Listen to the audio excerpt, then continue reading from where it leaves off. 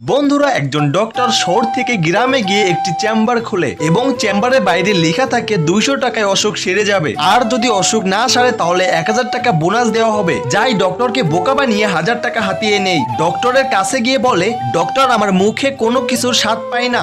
Doctor নার্সকে বলে 12 নম্বর box থেকে ওষুধ বের করে 3 ফোঁটা খাও।